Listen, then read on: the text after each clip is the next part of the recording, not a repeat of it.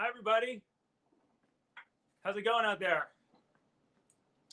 All right, thank you for joining me. My name is Nick Perri. It's good to be here. Thank you to Gibson Guitars for having me. I am a guitarist, a singer, songwriter, producer. I'm the frontman of a rock and roll band called Nick Perri and the Underground Thieves. And today we're going to talk about guitar. We're going to talk about tone, signal chain. We're going to talk about fuzz because fuzz is awesome. We're going to talk about record production. We're going to talk about studio stuff and vinyl records. We're going to talk about a lot of stuff. We're going to do a Q&A at the end and go from there, kind of improv our way. We've got one camera here on Instagram. Hello. I've got another camera there on Facebook and YouTube. So thank you everybody for joining me. And if you don't know anything about me, I'm from Philadelphia, the fighting city of Philadelphia, as they say. I got my start in a band called Silvertide years ago. And I've also been doing the documentary music for the Gibson TV show called The Process. Episodes 1 through 12 are out now and 2 more on the way. So maybe you know my music from that. Played all the guitars and bass and drums on that stuff. Had a few other bands along the way as well, but my full-time attention is on fronting this band called Nick Perri and the Underground Thieves, as I mentioned. We have just put up a pre-order. This is the debut record. It's called Sun Via, and it's available for pre-order now. If you dig what you hear tonight, please go check it out. It is on vinyl. It's on CD. It drops on August 14th. And the song we're going to talk about tonight mostly, called Feeling Good, is the first single on the record. And that song is streaming now on Spotify. So if you dig the song, if you dig what you hear tonight, tones, everything that you're hearing, go on Spotify and stream it. It's on Apple Music. There's actually 2 songs on Apple Music. If you don't have Spotify or Apple Music, you can go to iTunes and pre-order the album there, and both of those songs will be downloaded to your computer right away. People are waving. Hi, everybody. I'm waving back. So there's all that stuff. And again, if you're new to me, my name is Nick Perri. You can follow me on Instagram at Nick Perri. Perri's with an I, P-E-R-R-I. Nick Perri and the Underground Thieves on Facebook, and Nick Perri, the Underground Thieves on YouTube. So let's get into it. Pick a comfy spot, grab a coffee or another beverage, and let's have a good time. So today, I wanted to talk about, obviously, guitar, and we're going to talk about tone, and I'm going to try to answer some of the most frequently asked questions that I've gotten about this song, about my guitar tone in general. And we're going to talk about the record, of course. And I actually have the Pro Tools session open. If any of you out there are a recording engineer, producer, mixer, or just someone who makes music at home, whatever the case is, we're going to talk about some recording stuff because I recorded and produced the record. And I'm not here in front of a fancy console, but I have the original session on my laptop, and I'm going to solo things. I'm going to go through some of the production and how I recorded it. We're going to talk about a whole bunch of stuff. So hopefully you dig it. And then at the end, I'm going to try to do some, answer some questions that you guys are typing in. Hello, everybody. Okay, so let's start with guitar and guitar tone and this song. So the song we're going to talk about tonight is called Feeling Good. It's the first song, it's the first single on the new album, and it is a pretty straight ahead rock and roll tone. And I will say, excuse me, I don't use fuzz often. It is not something that's all over the record per se. I use fuzz as a color. You know, I really, my favorite guitar tones are pretty much guitar and amp. And one thing I will say about my approach just in general, and a lot of people write me and ask me stuff about this, about getting great tone. And of course, this is all subjective, okay? So this is my opinion. There are certainly exceptions. I know people who plug directly into a console and have gotten sick tones, from Pink Floyd to the Beatles and modern day artists as well. There's so many options to get a great sound. And ultimately, it's, of course, what you're playing and how you're playing that matters most, above and beyond any kind of gear. But that being said, you know, there is a reason why certain combinations have become legendary and classic, and there is a reason why old tube amps are so sought after and collected. And, you know, there's been a lot of great advances in technology. Is there any technology that sounds better than a tube amp from the 50s or 60s? I don't know. That's up to debate. But for my money, an old tube amp, having tubes is an essential part of what my guitar tone is about, and having the amp working. So what that means is I'd rather have a 10 watt amp or a 5 watt amp or a 15 watt amp on 9 or 10 than a 100 watt amp on 1. Because if you're running a 100 watt amp and it's on 1, it's not working. It's not even had a chance to fully come to life. Okay, so all the harmonics and all the overtones and all the things that we love about guitar tone, they come from all of those circuits heating up and almost to the point of melting.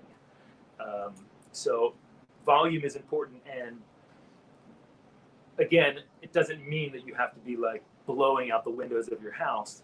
The other thing to consider is wattage for the size of the room. So if you're in a small room, playing a 10 watt amp is going to be loud if it's cranked up. If you're in an arena, a 10 watt amp is not going to cut it. Okay, so you're going to need to upscale. So for my purposes, I have 2 amps pretty much that I use most consistently. One is a JTM 45. It's a Marshall. It's not a 45 watt amp.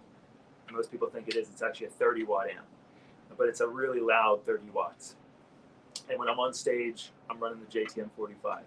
When I'm at home, when I'm, you know, doing stuff in my home studio, most of the time, I'm running through a Pro Junior, a Tweed Pro Junior with a Celestion greenback. It's a 12 watt amp, and it allows me to crank it and not scare my family. I mean, it still scares my family, but it's a lot more polite than the Marshall. So right here, I've got the Pro Junior. The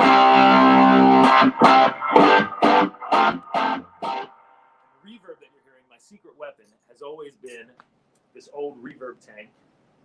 I carry it with me wherever I go, and I always run into it. It's an old tube reverb tank. So most of the time, and most of the tones you're hearing on this record are guitar and amp and reverb tank, and there's just a splash of things here and there. Analog delay, a little univibe, a little tremolo.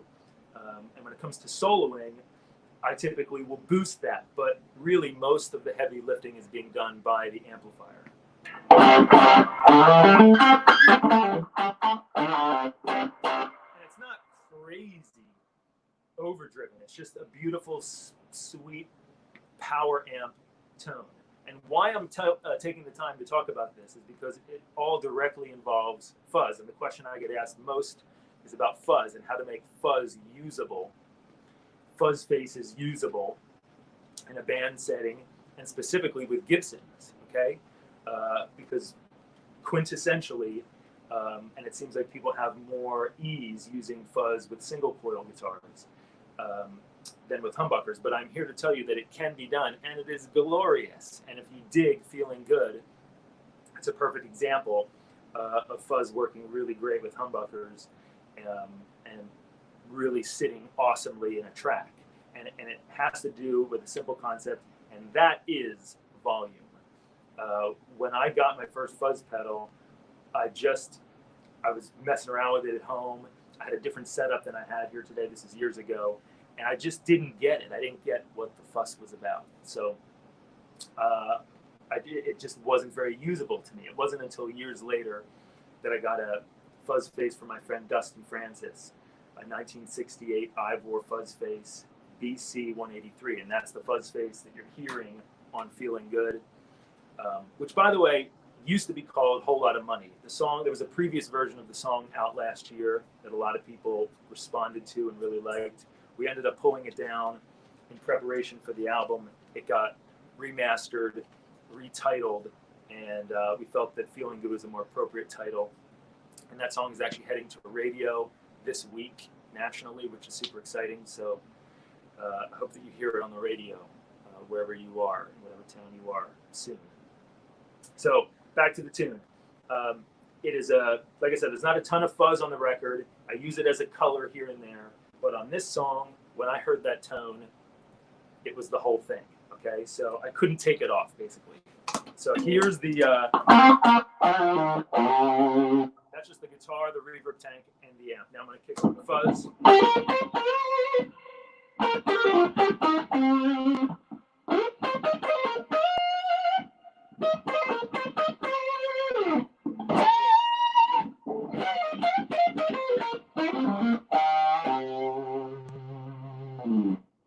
So it's doing something special, okay? It's compressing. It's definitely adding more gain and saturation, but it's not crazy. It's not whistling and going crazy. And it's loud in here, but it's not unmanageable. But the thing is, with this pedal is and similar pedals, to get a sound like that, the amp has to be working. Okay, the amp is on 8. If it was a clean, stark, clean amp, clean tone, if it was on 2, it wouldn't sound that way. It wouldn't sound, I'm not saying it would be bad. That depends on the amp and the guitar, and it's, again, all subjective, but it wouldn't be that. Okay, that sound is an amp that's working hard, that's already starting to give power tube overdrive and the fuzz on top of it.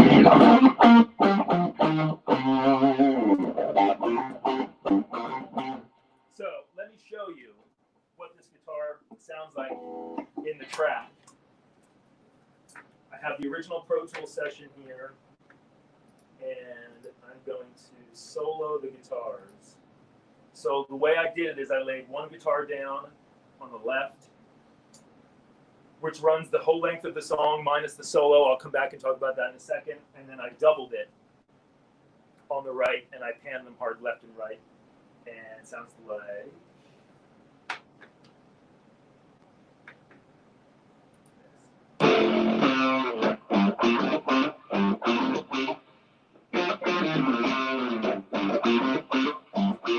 Can you hear that out there?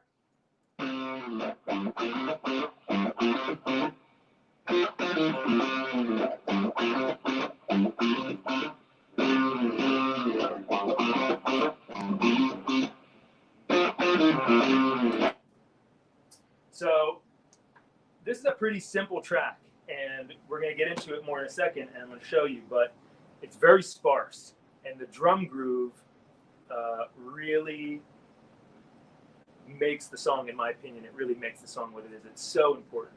And shout out to my friend, my bandmate, Zil Fessler, who played just the most amazing drum performance. It's so simple. I don't even know if there are any fills. If there are, it's maybe, backups.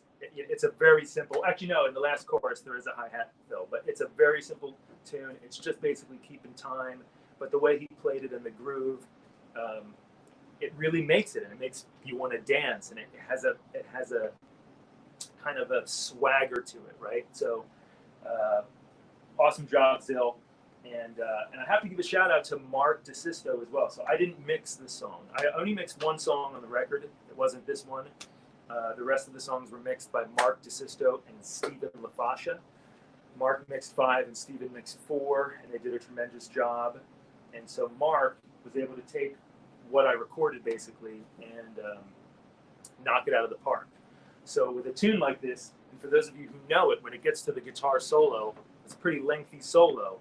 And number one, there's no other instrumentation at all. It is just guitar and drums. And typically, if you were listening to a song and all of a sudden the bass guitar went away, okay, you're like, where did my song go? This would be an exception. And the reason why is because of the frequency response, or the frequency rather, of the kick drum. It is so big and it's hitting all those low frequencies. And the reason why it works is because the kick is so massive sounding that even just the drum beat with nothing else is filling up a wide enough range of the spectrum, okay, that it is totally fulfilling what you want when you're listening to it. When the bass eventually comes in and then comes back in, it's like, whoa, it's mega. But in my opinion, at least, you don't miss it when it's in that solo because the drums are so big. The kick drum specifically is so big. So I'm going to play you the solo right here. Now keep in mind, this is not the mix session. This is just my tracking session. I don't have the mix session on me at the moment. So this is unmixed before Mark, slam dunked it. But it's still, even the original tracking session is still pretty great, I think.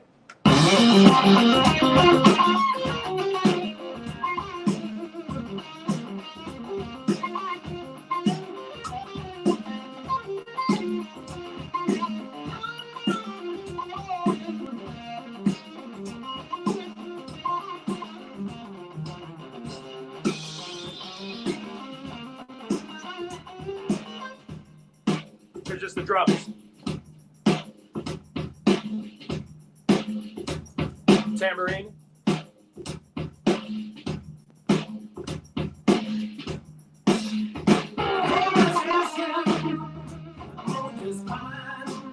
then, of course, you get the bass, you get the Hammond organ. We're going to go through it a little more specifically in a minute. But what I wanted to get to really was, the sound of the fuzz. It's a very open track, and I think the reason why it works, again, is because there's space in the tune. My tone going in, right? If you look, I'll show you. The guitars have 0 plugins on them. 0. The tone going in is the tone coming out. It's the tone on the record. Someone just said Silvertide. That's, I think, pretty cool. And that's as a producer and someone who records and makes music, and that's beautiful to me, right? So the sound going in, if you get it the way you want it, then you don't need to mess with it. So I'm always encouraging people, if you think it sounds too dark going in, yeah, you can fix it with EQ, but if you don't have to, then why? Just get it right going in, Other times, of course, there are exceptions. There's exceptions to everything. And sometimes you want to manipulate something and make it completely different on purpose as an artistic choice. And there's nothing wrong with that. But in this instance, the tone I wanted, I had right here with a guitar and an amp and a fuzz pedal. And so that's the tone that you're hearing on the record.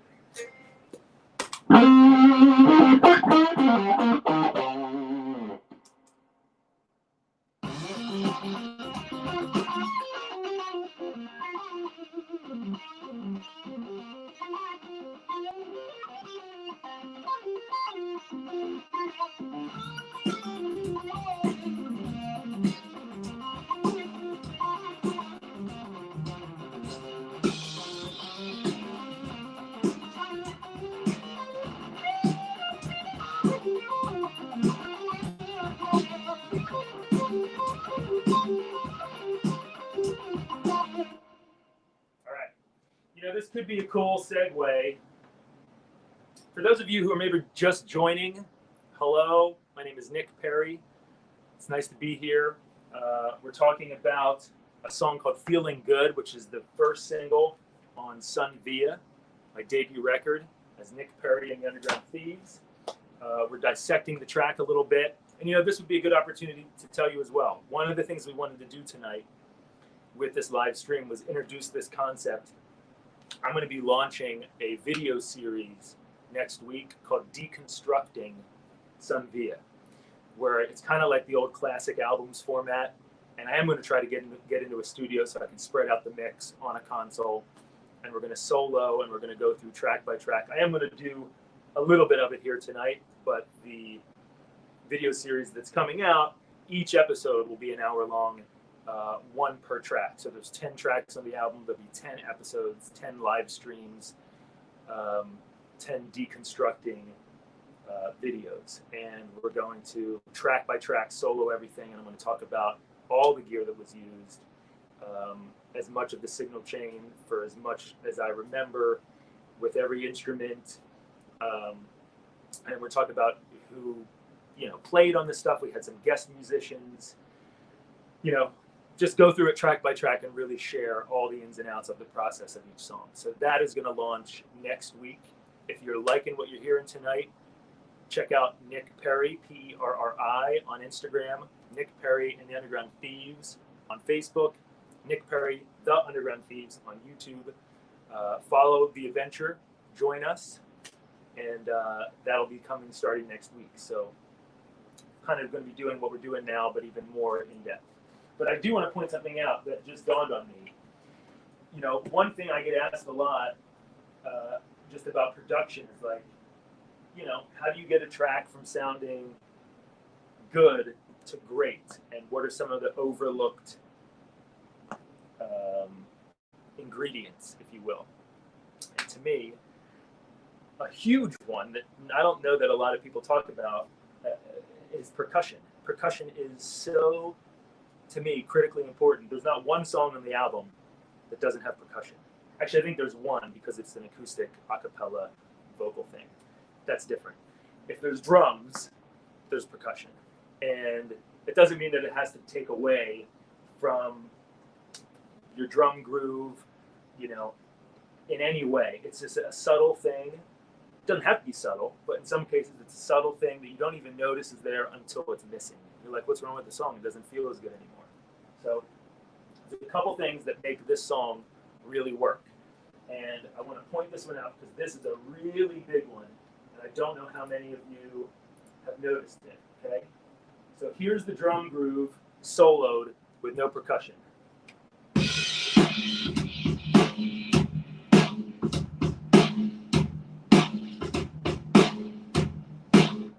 And I asked Zill to overdub hi-hats, breaking up the syncopation a little bit, adding more syncopation. So I asked him to overdub and give me this. I don't know if you've noticed this in the track. Overdub hi-hats, right? So now when you bring it all together,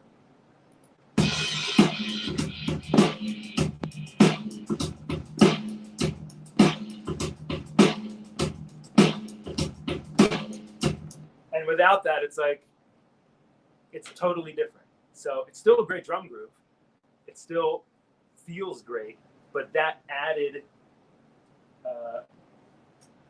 little bit of extra, sauce took it to another level. So then we were going to add tambourine.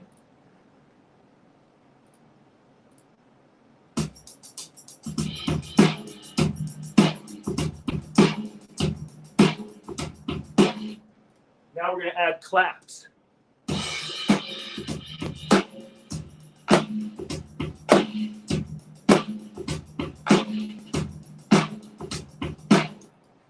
Now we're going to add cowbell, because cowbell. I think this is the only song, it's definitely the only song on the record that has cowbell, but I was about to say it's the only song I've ever done with cowbell, but I think that's not true. I think there was a Silvertide tune that had cowbell in it.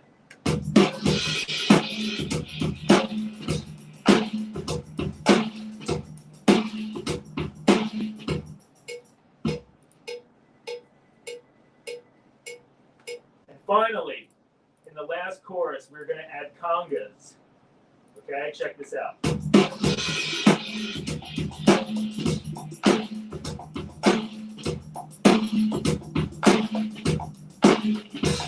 Now I'm going to solo just the percussion, okay?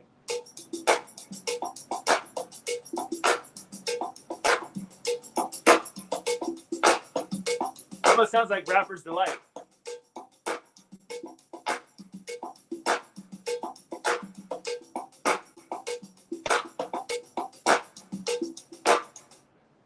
So that's just another example of something, you know, subtle. It's not, they're not crazy loud in the track, but hearing it all together now.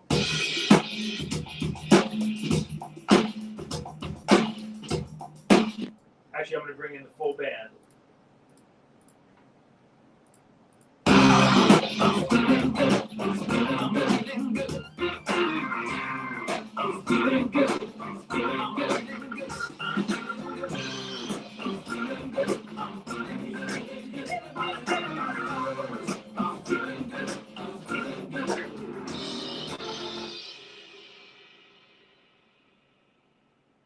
So that's a little look at the drums, at the percussion. Something else I was going to show you are the background vocals. These turned out pretty cool. So this is myself, Michael Montesano, and Anthony Montesano. We're all singing together, and we're doing a variety of stacked background vocals. He's feeling good. He's feeling good. He's feeling good. He's feeling good. He's feeling good. He's feeling good. He's feeling good. He's feeling good. Kind of wanted to give it like a little gospel-y thing, right? So the lead vocal is saying, I'm feeling good, I'm feeling good. And the background vocals, like a crowd on looking, would be like, he's feeling good, he's feeling good. So that was kind of the approach, kind of like an old gospel vibe. And again, we just stacked them up falsetto to super low. Michael, Anthony, myself. And then I'll show you some bass. All you bass players out there. This is Brian Weaver on the bass guitar.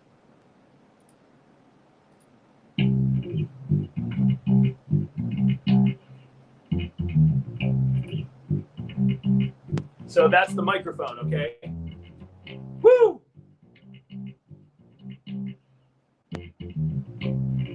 I had a mic on Brian's Ampeg SVT, and then we also ran a DI.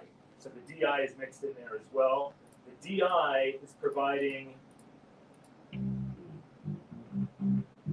a clearer, cleaner signal. It also has more of the sub low end. The microphone is still has plenty of low end, but it's also doing kind of the mid-range thing. And when you combine them together, you're getting a more full picture. The other thing that's in there, and I don't know how many people know this, is there is a synth bass that Justin, my keyboard organist maestro, is playing a synth bass part on top, doubling the bass guitar.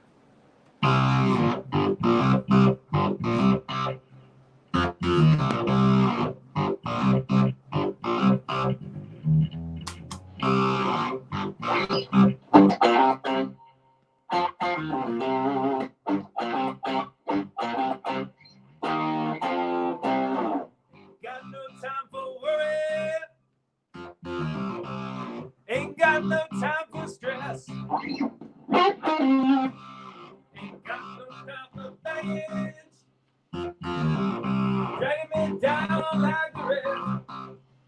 Anyway, there's a little bass. And I'm going to show you some organ stuff. Justin DeFebo, incredible organ player, key player, piano player. He really, there's these little kind of moments that he kind of comes out of the pocket. And that's a real Hammond organ and a Leslie. There's a left and right.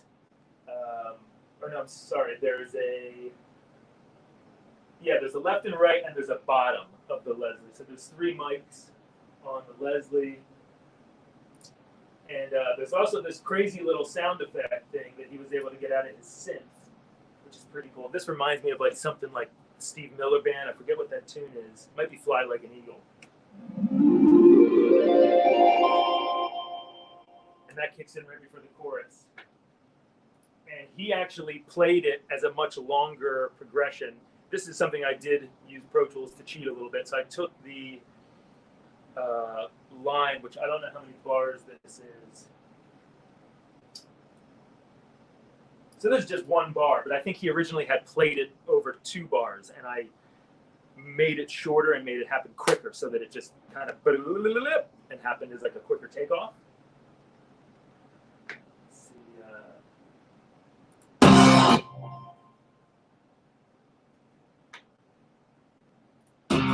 'Cause I'm plenty to spend. I'm feeling good. I'm feeling good. I'm feeling good. I'm feeling good. I'm feeling good. I'm feeling good. I'm feeling good. I'm feeling good.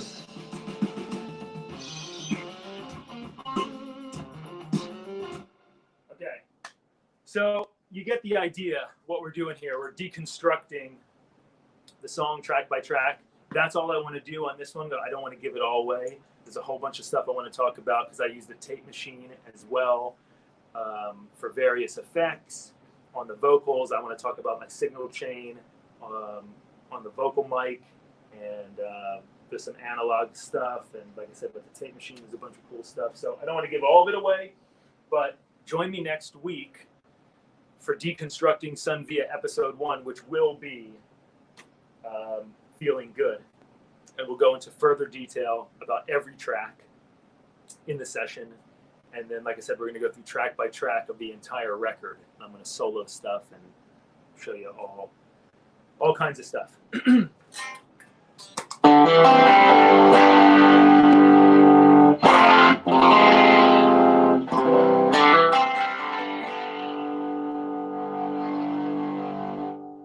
How's everybody doing out there? You guys still with me? Still rolling?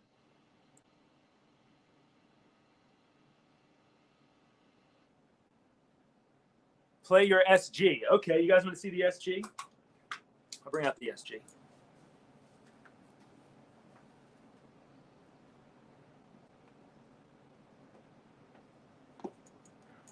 Truth is, here she is. I'm showing 2 different cameras. I've got 2 different cameras going on here for 2 different platforms. There you go. This is my new baby. This is a 1964 custom shop reissue that I've done quite a few modifications to, but it is just an outstanding guitar. And I've been a Les Paul guy most of my career. Although my first Gibson guitar was very similar to this. It wasn't a vintage reissue. It was a standard 1998. I bought it on May 5th, 1998. I remember the day because it was such a big deal in my world. I was going to buy my first Gibson guitar. And it was a cherry red SG standard 1998. That was my first Gibson guitar, my first like really good guitar. And I used that early on in the Silvertide days until I discovered a Les Paul. When I discovered a Les Paul, it was over. So I've mostly been playing Les Pauls until last winter. And I got this guitar and just fell in love. And it is just such an incredible piece. And I put the Bigsby on it, and I just fell in love even further because it gives me that little bit of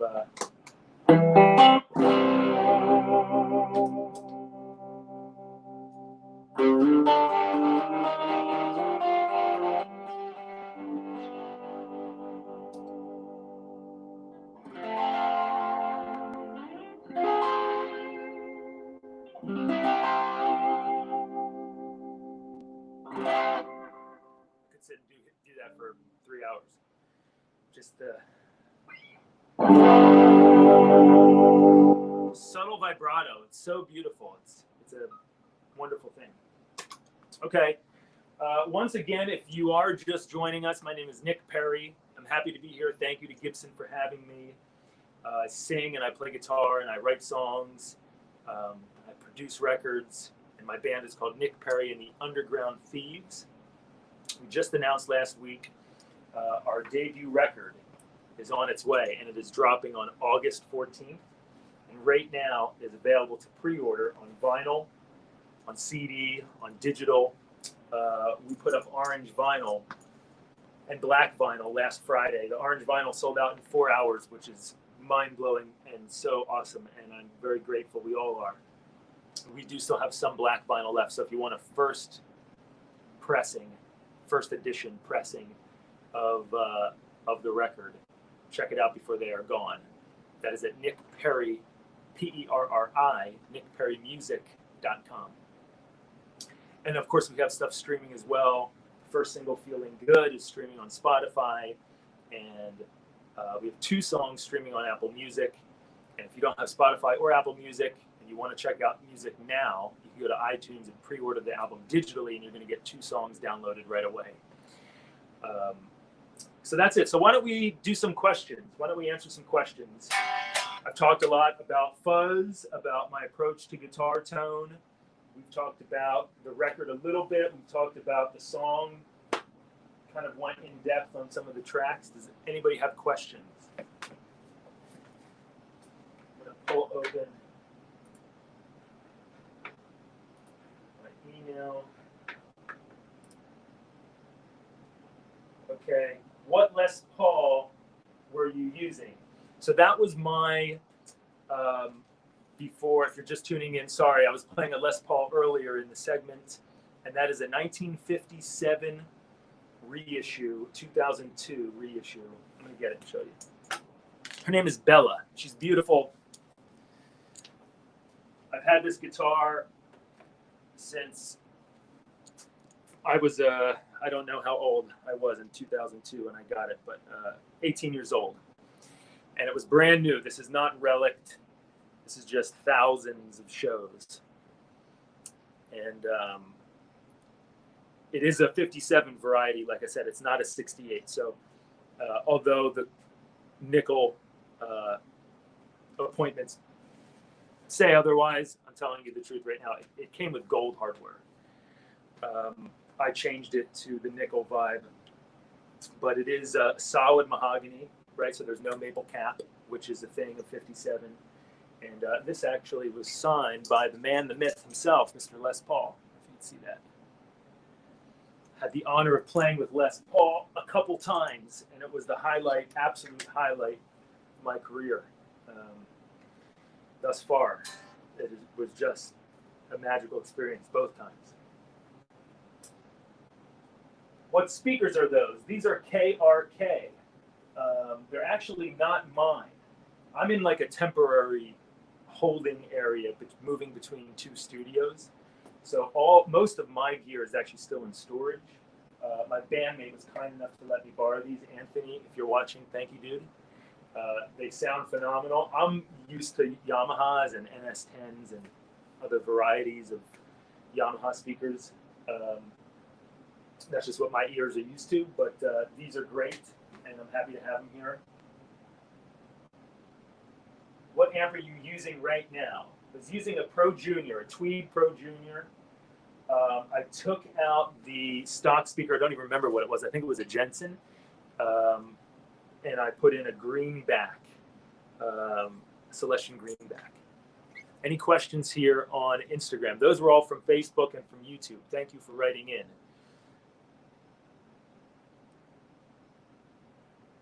Anybody have any other questions on Instagram before we depart ways for the evening? No, the SG does not fall out of tune. It stays in tune incredibly well. There are a couple little tricks. You usually want to do something to lubricate the nut. They make types of oils and all kind of stuff, big bends. A lot of people use, which is great. I've been just kind of back to the old school thing, which is graphite. I just take a number 2 pencil and I just shave a little bit of that in the nut slots, and it stays in there usually, 2 or 3 string changes, and then you got to add a little bit more, but it stays in pretty well, and it just lubricates it. And then when you're using the Bigsby, it's no problem at all. I do love the Beatles.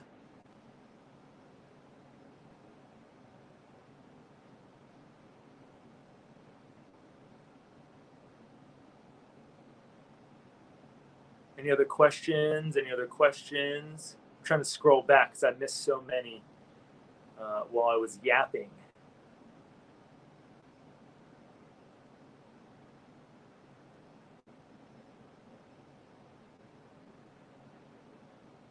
What is my favorite band? Pink Floyd. No question asked. Then the Beatles.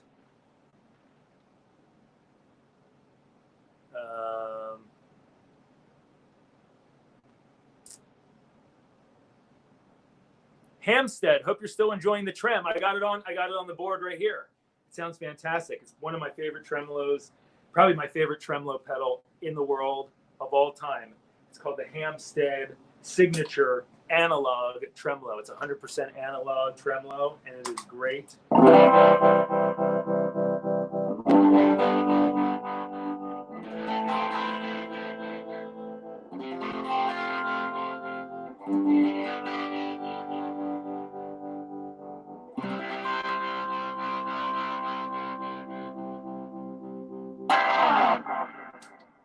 Great trem. Why Pink Floyd? Why not? Pink Floyd rules. Dark Side of the Moon blew my mind as a teenager, and I shortly after that discovered The Wall, and it was just all over from that. I don't know. I'm a pretty high-strung person. I've always just, I guess, had a lot of energy, and something about the mood and the vibe of listening to Pink Floyd, any album, it kind of just helps mellow me. It's like an all-natural relaxer. But obviously, the songwriting and David Gilmour's guitar playing is second to none. Lyrics, melodies, it just gives me the feels, the whole thing. Background vocals. The Wall is just so beautiful and so beautifully recorded. The Wall is my all-time favorite studio recording of all time. #1 favorite album of all time. I just think production-wise, song-wise, sound-wise, it just has it all. It's got everything.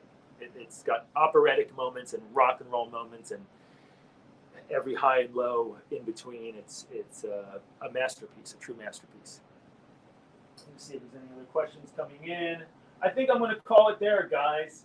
I had fun. I wanted to give you a little glimpse of the process. I hope that you come back and you join me, because we're going to go really hardcore into every song, every track, every tone, every, like I said, signal chain that I can remember from every track on the record. It's going to be called Deconstructing Sun Via. And we're going to be launching that next week on my Instagram and my Facebook, my YouTube. Please follow and join the journey if you dig any of what you've seen tonight. On Instagram, it's at Nick Perri with an I. Facebook, Nick Perri and the Underground Thieves. And YouTube is Nick Perri, the Underground Thieves. And once again, the new record is available for pre-order. Hey, you know what? I'm going to end this. I'm going to spin. So you've heard the deconstructed version. You've heard little bits, whatever. I'm going to end this and send you guys off with hearing it on vinyl, okay? I just got the test pressing. Put the guitar down. So I just got the test pressing a couple days ago, and this was a super exciting moment for me. So here it is. You see the cactus in the background. I have a lit up cactus. It's 4 foot tall. It's totally normal.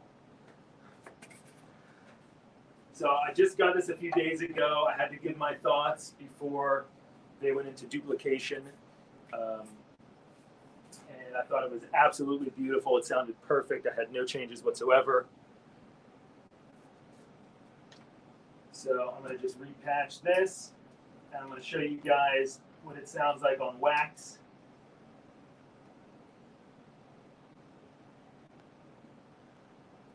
I would like to thank everybody who's joined me today. I would like to thank Gibson Guitars for being so awesome and supportive. They are wonderful. And once again, I'm scoring the documentary series called The Process, which is on Gibson TV. Episodes 1 through 12 are streaming now. You can check them out. There's 2 more episodes to go. All the music you hear in the background has been made on this setup and various other setups wherever I am in the world. I've been doing it for about 6 months. It's been going fantastic. It's been a lot of fun. It's been a cool challenge and kind of gotten me out of my, the consistency of just doing my own thing all the time. So it was nice to come out of that box and stretch my wings a little bit and do something different. So I've had a blast doing that. They all look beautiful, and it is an honor to be a part of that collaboration. Once again, if you dig the tune, I'm going to play on the outro here. It is streaming on Spotify, it's streaming on Apple Music. The album is available for pre-order. Check out Nick Perri and the Underground Thieves. Thank you for hanging out. I look forward to seeing you all again next week, launching a new video series called Deconstructing Sun Via. And I wish you all health and happiness. And thanks for hanging out, sending you good vibes. I'm going to hit play on this and then let you hear a little bit, and then we're going to sign off.